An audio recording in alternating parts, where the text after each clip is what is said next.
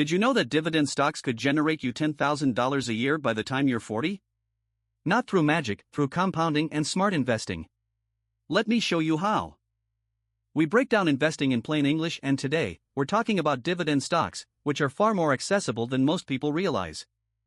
Let's start with the basics. Dividend investing is when you buy shares in companies that pay out a portion of their profits to shareholders, usually every quarter. These payments are called dividends, and they're one way companies reward their investors. But here's where most people get it wrong. Dividend investing isn't about waiting for retirement to collect checks. It's about building wealth over time, whether you're 25 or 65. Think of it like this: when you buy a stock that pays dividends, you're not just owning a piece of a company, you're also earning income from that ownership. For example, if you buy 100 shares of a company that pays $0.50 per share quarterly, you'll get $50 every 3 months. That's $200 a year, and that's just one stock. Over time, as your portfolio grows and the companies you own increase their dividends, that income adds up.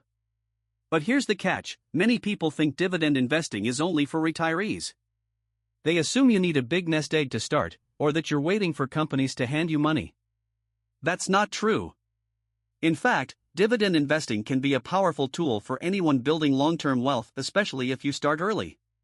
According to Investopedia, even small, consistent investments in dividend stocks can compound into significant returns over decades. The key is understanding how it works and who actually benefits. So who should care about dividend investing? Let's break it down into 3 groups. 1. Young professionals just starting out. If you're in your 20s or 30s, dividend stocks can help you build passive income while your investments grow.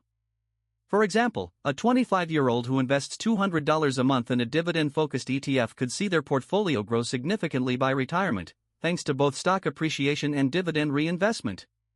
2. Side hustlers and freelancers. If your income fluctuates, dividend stocks can provide a steady stream of income that doesn't depend on your job.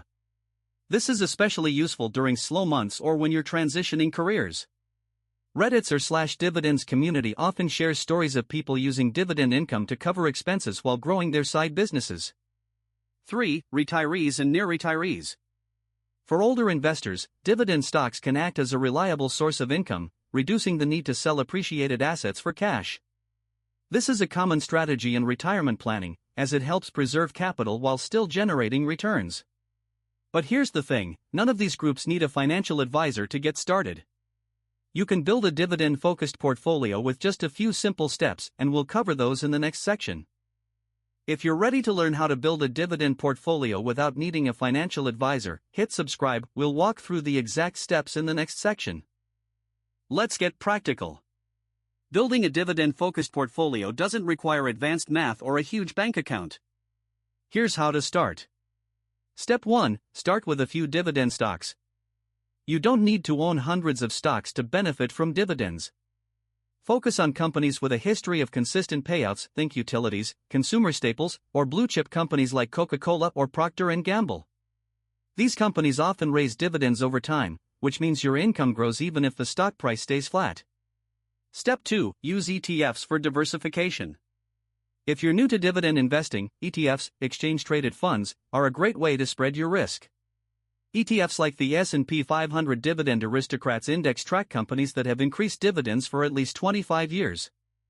These funds give you instant diversification without needing to pick individual stocks. Step 3. Reinvest your dividends. This is where the magic happens. Instead of spending your dividend payments, reinvest them back into your portfolio. Over time, this compounding effect can dramatically increase your returns. For example, a $100 monthly investment in a dividend ETF with 5% annual returns could grow to over $60,000 in 30 years, and that's just from reinvesting. Now, you might be thinking, but what if the market crashes?